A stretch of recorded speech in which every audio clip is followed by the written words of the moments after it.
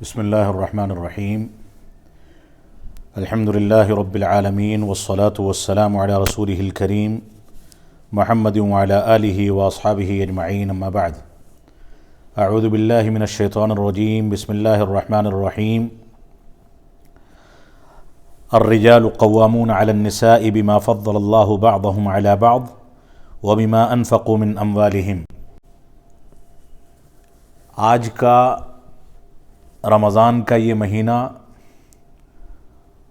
اور رمضان کے مہینے کی ابتدائی راتوں میں سے پہلے عشرے کی آخری راتوں میں سے یہ رات میرے لیے بڑی مبارک رات ہے کہ اس موقع سے مجھ کو ایک ایسے مقام پر آپ لوگوں سے مخاطب ہونے کا موقع مل رہا ہے جس کا تعلق میرے والد گرامی علامہ عبدالحمید صاحب رحمانی رحمۃ اللہ علیہ سے بڑا گہرا رہا ہے۔ 2011 کی بات ہے جب ہمارے بڑے بھائی ہارون پپرانی صاحب حفظہ اللہ دہلی تشریف لے گئے تھے، اور جن لوگوں سے دین کی معلومات کے لیے جڑے ہوئے تھے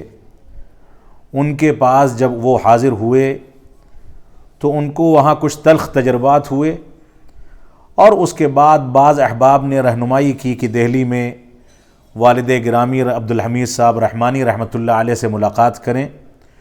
ان کے حسن اخلاق اور ان کے وطیرے اور ان کے ساتھ ہارون بھائی کے ساتھ ان کے سلوک کے نتیجے میں ہارون بھائی کو یہ توفیق ملی کہ وہ حق کی جانب رجوع کریں، قرآن و سنت اور منہج صحابہ کی جانب رجوع کریں۔ تو میں یہ سمجھتا ہوں کہ آج کا یہ درس والد گرامی رحمۃ اللہ علیہ کے لیے بھی صدقہ جاریہ ہے کہ انہوں نے اپنے حسن اخلاق کے ذریعے اس علاقے کے بعض افراد کو اپنے آپ سے جوڑا، مسلک حق سے جوڑا، جماعت سے جوڑا، اور اسی کے نتیجے میں یہاں توحید کی شمع روشن کی گئی، اتباع رسول کے درس کے لیے بیداری پیدا ہوئی، اور اس بے آب و گیاہ سرزمین پر جہاں عام طور سے وہ مسلمان کثرت سے پائے جاتے ہیں جو بدعات و خرافات میں دلچسپی رکھتے ہیں، دین کی صحیح رہنمائی ان کے یہاں موجود نہیں،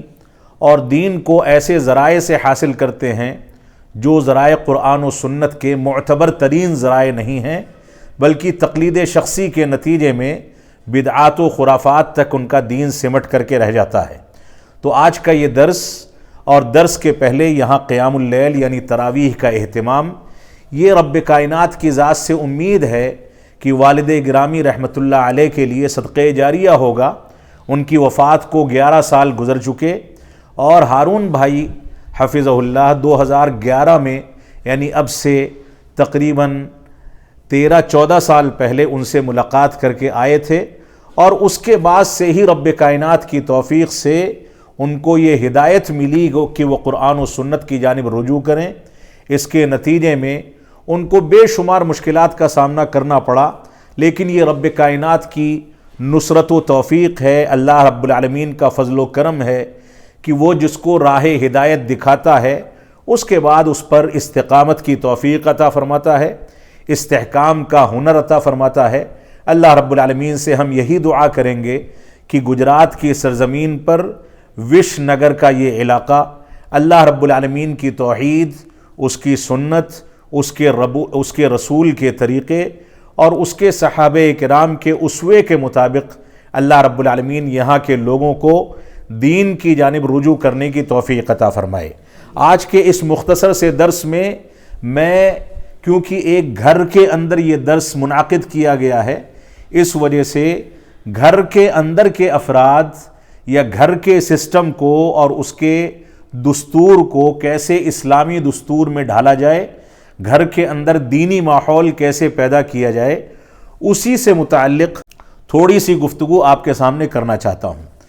ایک گھر جو انسان تعمیر کرتا ہے یا اس کو بناتا ہے اپنے پسینے کی گاڑھی کمائی کے ذریعے، گھر کی زمین خریدتا ہے، اس پر آرام و آسائش کے لیے گھر کو تعمیر کرتا ہے، اس میں سب سے بنیادی رول جو ہے وہ گھر کے سرپرست کا ہوتا ہے. جو ذمہ داری اللہ رب العالمین نے مرد حضرات کو دی ہے، جو آیت کریمہ میں نے آپ کے سامنے تلاوت کی سورۃ النساء کی، اس میں اللہ رب العالمین نے ارشاد فرمایا الرجال قوامون علی النساء. اللہ رب العالمین نے مردوں کو خواتین کا ذمہ دار بنایا ہے. گھر کی ذمہ داری اٹھانا، گھر کو تعمیر کرنا، گھر کا خرچہ پانی کا انتظام کرنا، گھر کے اندر گھر کے سسٹم کو جاری و ساری کرنا، گھر کے سسٹم کو آگے بڑھانا، گھر کو یا گھر کے کاروبار کو یا ہمارے بزنس کو کیسے ترقی دینی ہے، یا گھر میں مال کیسے فراہم کرنا ہے،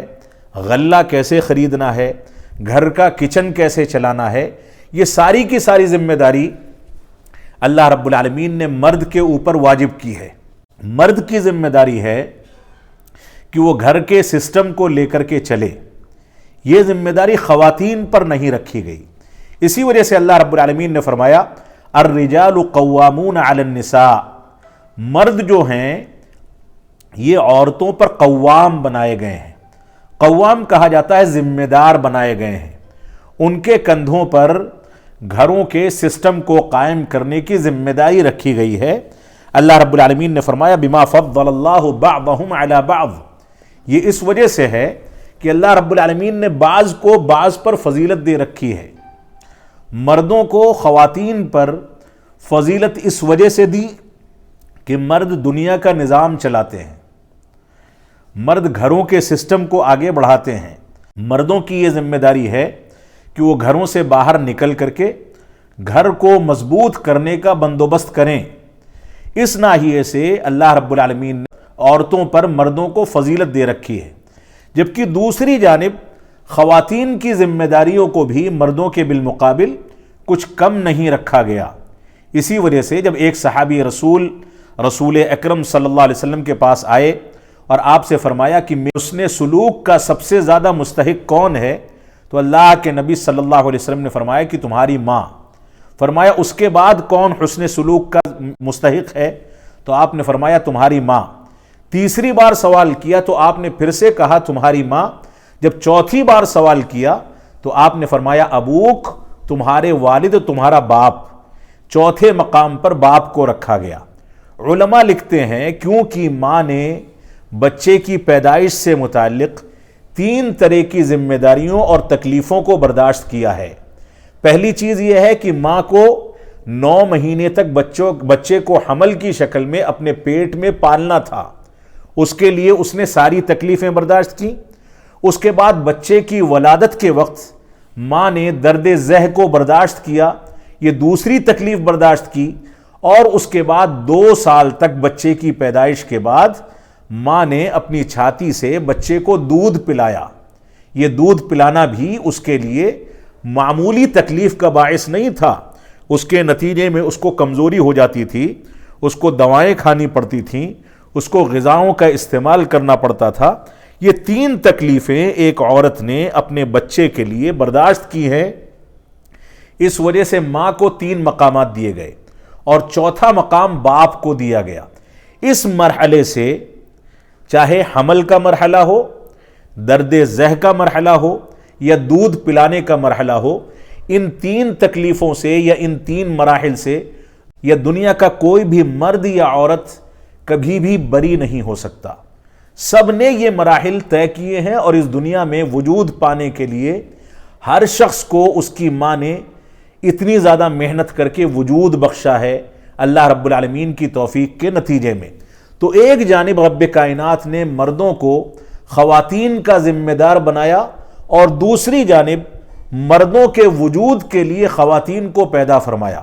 تو یہ دونوں کے دونوں ایسی شخصیت اور طاقت کے حامل ہیں کہ ان دونوں کا بیلنس جب برابر رہے گا تو یہ گھرانے اور یہ خاندان چلیں گے، اس کے اندر مضبوطی پیدا ہوگی، یہ خاندان آگے بڑھیں گے. اسی وجہ سے ہماری یہ ذمہ داری ہے کہ ہم مکان کو جب تعمیر کریں، اس کے لیے زمین خریدیں، اس کے اوپر مکانات بنائیں یا گھر کو قائم کریں، شادی بیاہ کریں، ان ساری کی ساری چیزوں میں اسلامی دستور اور اسلامی نظام کا لحاظ رکھا جائے۔ اگر کوئی شخص محنت کرتا ہے، زمین خرید کر کے مکان بناتا ہے، لیکن اس کے اندر وہ حلال کے بجائے حرام کمائی کو لگاتا ہے، تو ایسی صورت میں یہ گھر، یہ مکانات بے برکت ہو جائیں گے۔ اور آج مسلمانوں میں اس طرح کا تصور کثرت سے موجود ہے کہ انسان اس بات پر توجہ نہیں دیتا کہ اس نے مکان تعمیر کرنے کے لیے، شادی بیاہ کے لیے حلال کمائی پر اکتفا کیا ہے یا نہیں کیا۔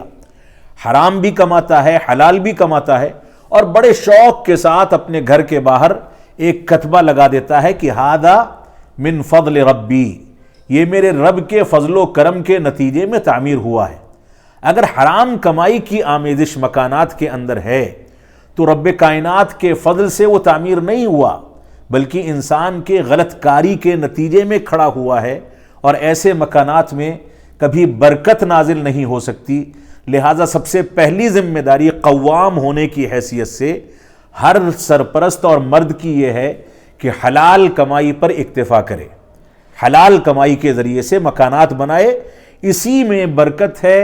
اسی میں رب کائنات کی رضامندی ہے، اور اسی کے نتیجے میں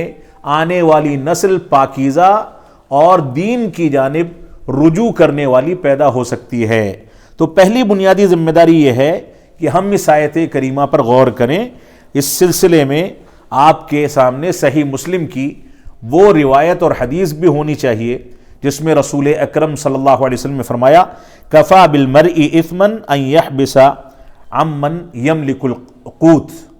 فرمایا اللہ کے نبی صلی اللہ علیہ وسلم نے کہ انسان کے گنہگار ہونے کے لیے یہی کافی ہے کہ جس کی روزی روٹی کی ذمہ داری اس کے اوپر دی گئی ہے، یعنی جس کے خرچے پانی کی ذمہ داری اس کے کندھوں پر ڈالی گئی ہے، ان کو ضائع کر دے، روزی روٹی کو روک لے، بچوں کے اوپر خرچ نہ کرے، یا ناانصافی کرے، یا حلال کے بجائے حرام کے ذریعے سے خرچ کرے، یہ انسان کے گنہگار ہونے کے لیے کافی ہے۔ لہٰذا ایک سرپرست، ایک ذمہ دار جو گھر کا ذمہ دار ہے، اس کی بنیادی ذمہ داری یہ ہے کہ گھر کے ماتحتوں پر روزی روٹی کو اسلام کے دائرے میں رہتے ہوئے خرچ کرے، اور پوری سخاوت کے ساتھ خرچ کرے، ان کی پوری ضرورتوں کی، حلال ضرورتوں کی تکمیل کرے، تاکہ وہ جن لوگوں کا ذمہ دار ہے وہ لوگ اس کے ہاتھ سے نکل نہ جائیں، ضائع نہ ہو جائیں۔ اگر خرچ کرنے میں، ذمہ داری اٹھانے میں، اپنی اولاد کی نگرانی کرنے میں، ان کو نمازوں کا حکم دینے میں، ان کے لیے ضرورت کا سامان خریدنے میں انسان نے ناانصافی سے کام لیا یا غلط چیزوں میں پڑ گیا، تو ایسی صورت میں گویا وہ اپنے ماتحتوں کو، اپنی آل اولاد کو، اپنے ساتھ زندگی گزارنے والوں کو ضائع کر دیتا ہے، اور یہ ضائع کرنا اس کے گنہگار ہونے کے لیے کافی ہے۔ لہذا ہماری یہ ذمہ داری ہے کہ ہم اس چیز پر غور و تدبر کریں۔ دوسری بنیادی چیز جو ہمارے گھروں سے متعلق ہے وہ خواتین کے مقام کی ذمہ داری ہے۔ اللہ کے نبی صلی اللہ علیہ وسلم نے فرمایا الدنیا متاع وخیر متاع الدنیا المرأة الصالحہ، یہ دنیا ایک سرمایہ ہے، اور دنیا کا سب سے قیمتی سرمایہ یہ نیک عورت ہے۔ اگر نیک عورت بہو کی شکل میں گھر میں لائی جاتی ہے تو وہ نئی نسل کی اسلامی تربیت کی ذمہ دار ہے۔ اللہ کے نبی صلی اللہ علیہ وسلم فرماتے ہیں کہ اس عورت سے 4 اسباب کی وجہ سے شادی کی جاتی ہے۔ ایک تو اس کی خوبصورتی اور حسن و جمال دیکھا جاتا ہے، اس کا پیسہ اور مال و دولت دیکھا جاتا ہے، اس کا خاندان اور قبیلہ دیکھا جاتا ہے، اور اس کی دینداری دیکھی جاتی ہے۔ اللہ کے نبی صلی اللہ علیہ وسلم فرماتے ہیں فَاظْفَرْ بِذَاتِ الدِّین، اس کی دینداری کو ترجیح دے کر کے تم کامیاب ہو جاؤ۔ یعنی لڑکی کا جب رشتہ تلاش کیا جائے لڑکے کے لیے تو لڑکی نیک تلاش کی جائے تاکہ وہ دینداری کو خاندان کے اندر پن پائے، دینداری کی بنیاد پر خاندان میں نئی نسل کی تربیت کرے۔ تو یہ خواتین کے بارے میں ہماری ذمہ داری ہے، اور خواتین کے لیے رب کائنات نے دین کو مردوں کے بالمقابل آسان بنایا ہے۔ خواتین کی ذمہ داریاں مردوں کے برابر نہیں رکھی گئی۔ اللہ کے نبی صلی اللہ علیہ وسلم کا فرمان ہے ابو ہریرہ رضی اللہ تعالیٰ عنہ فرماتے ہیں، علامہ البانی رحمۃ اللہ علیہ نے اس حدیث کو سلسلہ صحیحہ کے اندر ذکر کیا ہے، فرماتے ہیں ابو ہریرہ رضی اللہ تعالیٰ عنہ اس روایت کے راوی ہیں انس بن مالک اور عبد الرحمن بن عوف، ان تینوں صحابہ کرام نے اس روایت کو نقل کیا ہے، اللہ کے نبی صلی اللہ علیہ وسلم سے نقل کرتے ہوئے کہتے ہیں اذا صلت المرأة خمسہا، اگر عورت اپنی 5 وقتہ نمازوں کی پابندی کرتی ہے، مردوں کی ذمہ داری ہے کہ وہ نکل کر کے مسجد جائیں، مسجد میں باجماعت نماز ادا کریں، لیکن خواتین کی یہ ذمہ داری نہیں ہے، خواتین پر مسجد تک جانے کو واجب نہیں کیا گیا، اگرچہ اگر خواتین مسجد جانا چاہیں تو مساجد کے ذمہ داران کی یہ ڈیوٹی ہے، یہ ذمہ داری ہے کہ وہ مسجدوں میں خواتین کی نماز کی جگہ بنائیں، باپردہ رہ کر کے ان کے لیے نماز کا انتظام کیا جائے۔ خواتین اگر مسجد جانا چاہتی ہیں تو ان کو جانے سے کوئی نہیں روک سکتا۔ اللہ کے نبی صلی اللہ علیہ وسلم کا فرمان ہے لا تمنعوا اماء اللہ مساجد اللہ، اللہ کی لونڈیوں کو یعنی خواتین کو مسجدوں سے مت روکو، صحیح مسلم کی یہ روایت ہے۔ تو فرمایا اللہ کے نبی صلی اللہ علیہ وسلم نے اگر عورت 5 وقتہ نمازوں کی پابندی کرتی ہے، 5 وقتہ نمازیں پڑھتی ہے، وصامت شہرہا اور رمضان کے روزوں کا اہتمام کرتی ہے، وحافظت فرجہا اور اپنی شرمگاہوں کی حفاظت کرتی ہے، واطاعت زوجہا اور اپنے شوہر کی اطاعت و فرما برداری کرتی ہے، شوہر کی بات مانتی ہے، شوہر اگر اس کو دین کے دائرے میں کسی بات کا حکم دیتا ہے تو اس کو تسلیم کرتی ہے، قیل لہا تو قیامت کے دن اس سے کہا جائے گا ادخلی الجنہ، جنت میں داخل ہو جاؤ، من ای ابواب الجنت شئتی، جنت کے جس دروازے سے چاہو تم داخل ہو سکتی ہو۔ 4 ذمہ داریاں اگر عورت نے نبھا لیں تو اس کو جنت کے ہر دروازے سے داخل ہونے کی اجازت دی جائے گی۔ 4 ذمہ داریاں جیسا کہ میں نے بتایا، 5 وقتہ نمازوں کی پابندی، شہر رمضان یعنی رمضان کے مہینے کے روزوں کی پابندی، اپنی شرمگاہوں کی حفاظت اور شوہر کی اطاعت اور اس کی باتوں کو ماننا، یہ 4 آسان ذمہ داریاں ہیں جو اگر عورت نبھاتی رہے تو قیامت کے دن جنت کے ہر دروازے سے اس کو داخل ہونے کا اختیار ہوگا۔ اللہ رب العالمین ہماری خواتین کو اس پر توجہ دینے کی توفیق عطا فرمائے۔ گھروں سے متعلق تیسری چیز یہ ہے کہ ہم ان نوجوانوں کو دین کی طرف لائیں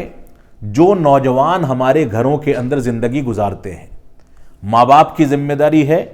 کہ نوجوانوں کی اسلامی تربیت کریں، جب بچہ 7 سال کا ہو جائے تو اس کو نماز کا حکم دیا جائے، جب 10 سال کا ہو جائے پھر بھی نہ پڑھے تو اس کو سزا دی جائے۔ اور اللہ کے نبی صلی اللہ علیہ وسلم فرماتے ہیں سبعۃ یظلھم اللہ فی ظلہ یوم لا ظل الا ظلہ، 7 ایسے لوگ ہوں گے جن کو قیامت کے دن اللہ رب العالمین کے عرش کا سایہ نصیب ہوگا، جس دن کوئی سایہ نہیں ہوگا سوائے عرش الہی کے سائے کے۔ ان 7 لوگوں میں سے ایک وہ نوجوان ہے، وہ شاب نشأ فی عبادت اللہ، ایسا نوجوان جو اللہ کی عبادت میں زندگی گزارتا ہے، اسی پر تربیت پاتا ہے، اللہ کی عبادت کو انجام دینے کے لیے اپنی زندگی کو وقف کر دیتا ہے۔ اللہ کی عبادت میں نشر و نما پانے والا نوجوان کون ہے؟ جو توحید کو سمجھے، جو رسول اکرم صلی اللہ علیہ وسلم کی پیروی اور اتباع کو سمجھے، جو صحابہ کرام کے طریقے اور منہج کو سمجھے، وہی نوجوان در حقیقت قیامت کے دن اللہ رب العالمین کے عرش کے سائے کے تلے جگہ پائے گا، ان 7 خوش نصیبوں میں سے ہوگا۔ اس نوجوان کی یہ ذمہ داری ہے کہ اگر کسی کو سنے تو ان لوگوں کو سنے جو لوگ ذمہ دار اور حقیقی علماء ہیں،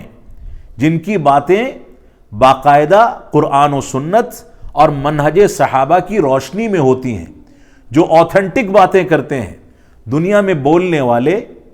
سوشل میڈیا پر چھا جانے والے ہزاروں لوگ ہیں، لیکن کوئی اپنے امام کی بات کرتا ہے، کوئی اپنے پیر کی بات کرتا ہے، کوئی اپنی رائے پر دین کو قائم کرتا ہے،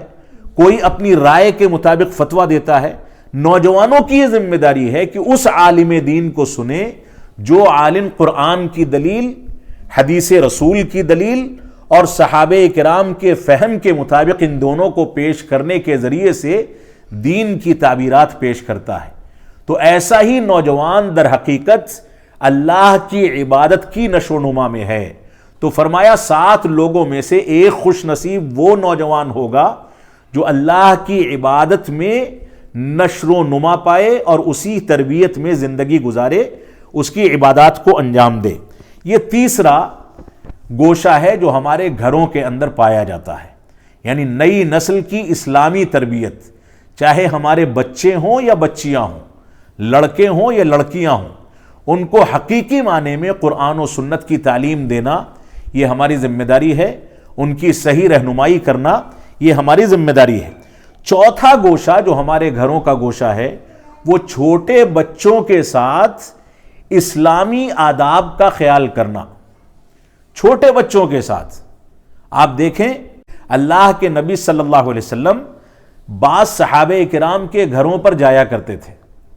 ایک چھوٹا سا بچہ تھا جس کا نام ابو عمیر تھا، صحیح بخاری کی حدیث ہے۔ اس نے ایک چھوٹا سا پرندہ پال رکھا تھا۔ جب اللہ کے نبی صلی اللہ علیہ وسلم اس بچے کے پاس جاتے تو اس کے ساتھ کھیلتے تھے کہ کہتے تھے یا ابا عمیر ما فعل النغیر، اے ابو عمیر، یعنی بچے کو مخاطب کرتے تھے اس کا نام لے کر کے، ما فعل النغیر، تمہارے پرندے کو کیا ہو گیا ہے، تمہارا پرندہ کہاں ہے۔ ایک روز رسول اکرم صلی اللہ علیہ وسلم اس کے گھر گئے، دیکھا وہ بچہ کنارے غم زدہ بیٹھا ہوا ہے، غمگین ہے۔ پوچھا کیا معاملہ ہے، تو لوگوں نے بتایا کہ اس بچے کا جو پرندہ تھا جس سے یہ کھیلا کرتا تھا وہ پرندہ مر گیا ہے، اس وجہ سے بچہ غمزدہ ہے۔ بعض لوگوں نے مذاق اڑایا، بعض اسلام مخالفین نے مذاق اڑایا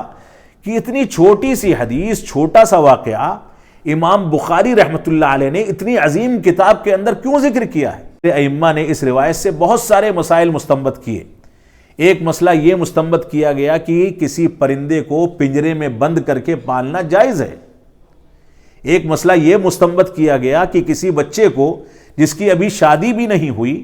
اس کی کنیت رکھنا جائز ہے، جیسے ابو عمیر اس کی کنیت تھی۔ ابو عمیر کا معنی ہے عمیر کا باپ، جبکہ بچے کی شادی نہیں ہوئی ہے، تو شادی سے پہلے بھی اس طرح کا نام رکھنا جائز ہے جو نام کنیت پر مشتمل ہو۔ بہت سارے مسائل اس روایت سے مستنبط کیے گئے، تو یہ روایت بچوں کے ساتھ کھیل کود پر ترغیب دلانے والی روایت ہے کہ انسان چھوٹے بچوں کے ساتھ کھیل کود کرے، ہنسی مذاق کرے۔ اسی وجہ سے اللہ کے نبی صلی اللہ علیہ وسلم بچوں پر سلام کرنے میں پہل کرتے تھے،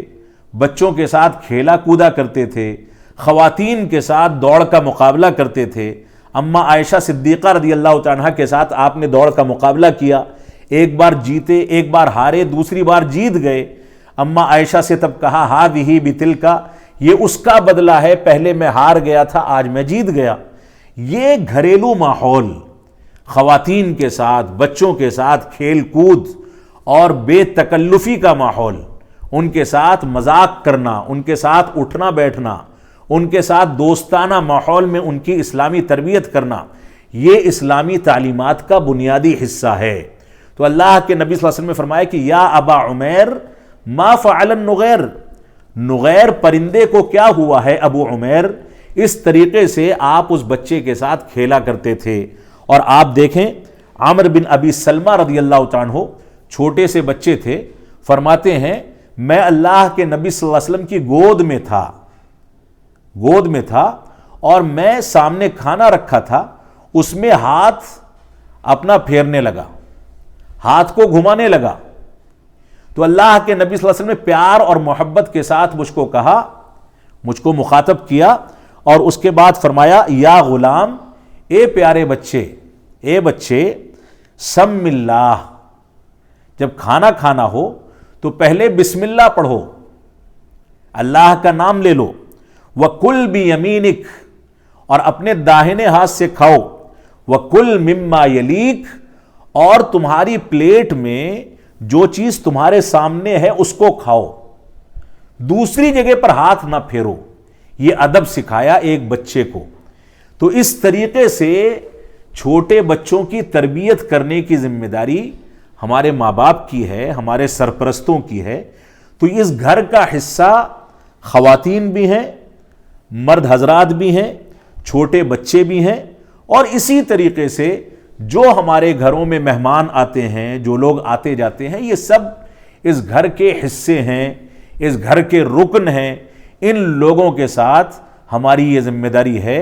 کہ ہم اسلامی طریقے پر پیش آئیں۔ اللہ رب العالمین ہم کو ان باتوں کی توفیق عطا فرمائے کہ ہم قرآن و سنت کے مطابق زندگی کو ڈھالیں۔ آج کے وقت میں ایک بہت زیادہ تشویشناک صورتحال یہ ہے کہ ہم پریشان ہیں کہ ہمارے حالات دن بدن خراب ہوتے چلے جا رہے ہیں۔ کبھی ہمارے خلاف کوئی قانون بنتا ہے، کبھی ہمارے خلاف کوئی کارروائی ہوتی ہے، کبھی فسادات میں ہم کو نشانہ بنایا جاتا ہے، کبھی ہم کو ستایا اور پریشان کیا جاتا ہے۔ اس کے نتیجے میں مسلمانوں کے اندر بے چینی ہے، وہ پریشان ہیں اور وہ سکون کی زندگی گزارنے سے معذور ہو چکے ہیں۔ اس کا کیا حل ہے یہ بتا کر کے میں اس درس کو ختم کرنا چاہوں گا۔ یہ گھر کے ہر فرد کو سمجھنے کی ذمہ داری ہے۔ عمر بن خطاب رضی اللہ تعالیٰ عنہ فرماتے ہیں کہ انکم لا تغلبون عدوکم، اے لوگوں سن لو، تم لوگ اپنے دشمنوں پر کبھی غالب نہیں آ سکتے، اپنے دشمنوں پر کبھی غالب نہیں آ سکتے، بعدد، اپنی تعداد کے ذریعے، اپنی تعداد کے ذریعے دشمنوں کے اوپر غلبہ نہیں پا سکتے۔ ولیکن تغلبونہم بہذا الدین، لیکن تم اپنے دشمنوں پر غلبہ جو پاؤ گے وہ اس دین کے ذریعے سے پاؤ گے۔ اس دین کو اپنانے والے اشخاص اگر 2 4 10 20 بھی ہیں، لیکن دین کو مکمل طریقے سے تھام کر کے چلتے ہیں، دین کا حقیقی معنی میں مفہوم سمجھتے ہیں، توحید و اتباع اور منہج صحابہ کے مطابق زندگی کو ڈھالتے ہیں، تو حقیقی دین کی پیروی کرنے والے افراد کم بھی ہوں تو قرآن مجید ان کو امت سے تعبیر کرتا ہے، اور اللہ رب العالمین کی نصرت و مدد ان کی زندگی میں شامل ہوتی ہے۔ عمر بن خطاب رضی اللہ عنہ کا ایک دوسرا قول ہے کہ اللہ رب العالمین نے ہم کو اسی دین کی وجہ سے عزت عطا فرمائی ہے۔ اگر ہم دین کو چھوڑ دیں گے اذلنا اللہ، تو اللہ رب العالمین ہم کو ذلیل کر دے گا، رسوا کر دے گا۔ تو ہم جہاں بھی ذلیل و رسوا ہیں، ذلیل و خوار ہیں، جہاں بھی ہم مغلوبیت، مظلومیت اور اسی طریقے سے رسوائی کی زندگی گزارتے ہیں، وہاں ہماری یہ ذمہ داری ہے کہ ہم اپنے گریبان میں جھانک کر کے اس بات کو دیکھیں کہ ہم دین پر کتنا قائم ہیں۔ انسان دین پر جتنا زیادہ قائم رہے گا اس کو اتنی زیادہ عزت و وقار ملے گی، اتنا زیادہ غلبہ ملے گا، اللہ رب العالمین کی نصرت اتنی زیادہ اس کے شامل حال رہے گی۔ اللہ رب العالمین نے فرمایا وَإِن تَصْبِرُوا وَتَتَّقُوا لَا يَضُرُّكُمْ كَيْدُهُمْ شَيْئًا، اگر تم صبر کرو اور تقوی اختیار کرو تو یہ دشمنان اسلام کی جو سازشیں ہیں، جو پلاننگ ہے، یہ تم کو کچھ بھی نقصان نہیں پہنچا پائے گی، بلکہ تم ہی غالب رہو گے۔ اللہ رب العالمین نے اسی وجہ سے فرمایا وَلَا تَهِنُوا وَلَا تَحْزَنُوا وَأَنْتُمُ الْأَعْلَوْنَ إِن كُنتُم مُؤْمِنِينَ، تم کو نہ کسی انداز کا افسوس کرنے کی ضرورت ہے، نہ کسی انداز کا غم کرنے کی ضرورت ہے، نہ تمہارے لیے کوئی سستی اور کاہلی ہے، تم ہی غالب رہو گے اس شرط پر کہ تم حقیقی مومن بن جاؤ۔ اللہ رب العالمین ہم کو دین کی جانب رجوع کرنے کی توفیق عطا فرمائے، ہم کو اس بات کی توفیق عطا فرمائے کہ ہم قرآن و سنت کے مطابق اپنی زندگی کو ڈھالیں،